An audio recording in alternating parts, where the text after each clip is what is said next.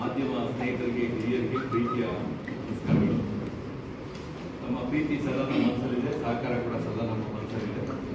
ರಾಣಿ ಚೆನ್ನಮ್ಮ ವಿಶ್ವವಿದ್ಯಾಲಯದ 12ನೇ ಘಟಿಕೋತ್ಸವ ನಾಳೆ BTU ಸಭಾಂಗಣದಲ್ಲಿ APJ ಅಬ್ದುಲ್ ಕಲಾಂ ಅವರ ಸಭಾಂಗಣದಲ್ಲಿ ನಡೀತಾ ಇದೆ. ಇದು 12ನೇ ಘಟಿಕೋತ್ಸವ. ಈ ಘಟಿಕೋತ್ಸವಕ್ಕೆ ರಾಜ್ಯಪಾಲರು ಅತ್ಯಂತ ಪ್ರೀತಿಯಿಂದ ಇದು ಚೆನ್ನಾಗಾಗಲಿ ಅಂತಕ್ಕಂಥ ಸಂದೇಶವನ್ನು ಕಳಿಸಿದ್ದಾರೆ.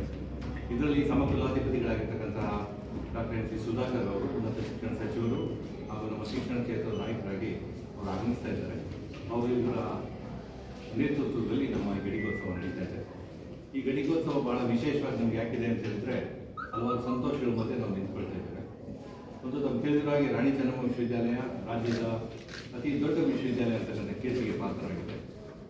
ಇದು ಬೆಳಗಾವಿ ಮತ್ತು ಬಿಜಾಪುರ ಜಿಲ್ಲೆಯ 361 ಕಾಲೇಜುಗಳ 1.72 ಲಕ್ಷ ವಿದ್ಯಾರ್ಥಿಗಳು ಅಧ್ಯಯನ ಮಾಡ್ತಕ್ಕಂಥ ವಿಶ್ವವಿದ್ಯಾಲಯ.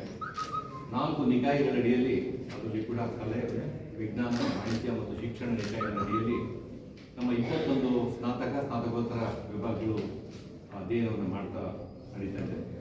ಈ ವರ್ಷದ ಘಟಿಕೋತ್ಸವದ ವಿಶೇಷ ಏನು ಅಂತ ಹೇಳಿದ್ರೆ ನಮಗೆ ಹಾನೋರಿಸ್ ಕಾಜಾ ಪ್ರಶಸ್ತಿಗೆ ಮಾನ್ಯ ನೆರವೇರಿದ ರಾಜ್ಯಪಾಲರು 3 ಸಾಧಕರಿಗೆ ಮಹನೀಯರಿಗೆ ಅವಕಾಶ ಮಾಡಿಕೊಟ್ಟಿದ್ದಾರೆ.